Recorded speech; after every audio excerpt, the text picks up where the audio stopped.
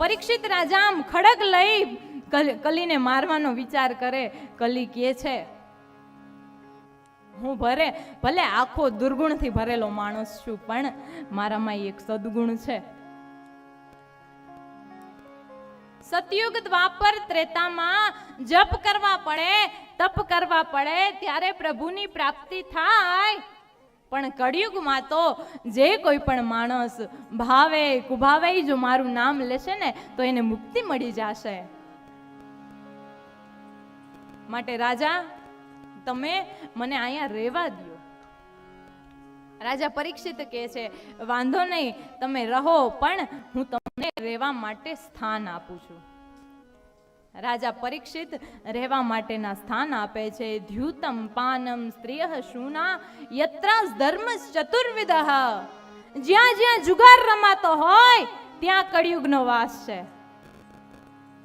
જ્યાં જ્યાં મદિરા પાન થતું હોય ત્યાં કળિયુગનો વાસ છે.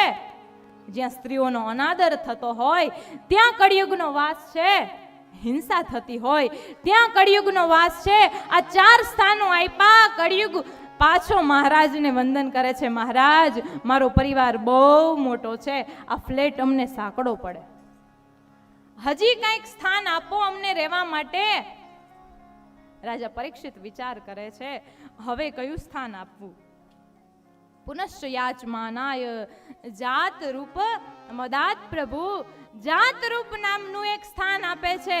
જાઓ કલી, એમાં જઈ અને તમે પ્રવેશ કરો. આ જાત રૂપ એટલે શું? સોનું. પણ ખાલી સોનું નહીં, અનીતિથી મેળવેલું જે સોનું હોય ઈ સોનું. એમાં કળિયુગનો વાસ થાઓ. અને એમાં જ રાજા પરીક્ષિત બાપ દાદા વખતનો ઈ જૂનો પટારો ખોલે છે. એમાં એક મુગટ મળે છે. મુગટ મળે છે, મસ્તક ઉપર ધારણ કરે છે. આજે રાજા પરીક્ષિતના મસ્તક ઉપર કળિયુગ સવાર થાય છે. થાય કે રાજા પરીક્ષિત પાસે ઈ મુગટ વળી અનીતિનો કયો? પાંડવો અનીતિનું ધન નહોતું, પણ ભીમસેને જ્યારે જરાસંઘનો વધ કર્યો ત્યારે ઈ મુગટ આવ્યો તો ઈ મુગટ હતો. માટે આજે રાજા પરીક્ષિતને ઈ મુગટ પહેરવાનું મન થાય છે. મુગટ પહેરી અને રાજા જ મૃગ્યા રમવા માટે નીકળે છે. મૃગ્યા રમવા માટે જાય. પાણીની ખૂબ તરસ લાગે છે, વ્યાકુળ થઈ જાય છે તરસથી. ઋષિનો આશ્રમ જોવે છે. ઋષિ ઈ સમાધિમાં હોય છે. રાજા પરીક્ષિત જાય છે. નથી એને જમવાનું પૂછતા, નથી એને પાણીનું પૂછતા, નથી ફલાહારનું પૂછતા. આજ રાજા પરીક્ષિતને ક્રોધ આવે છે. અરે હું કોણ?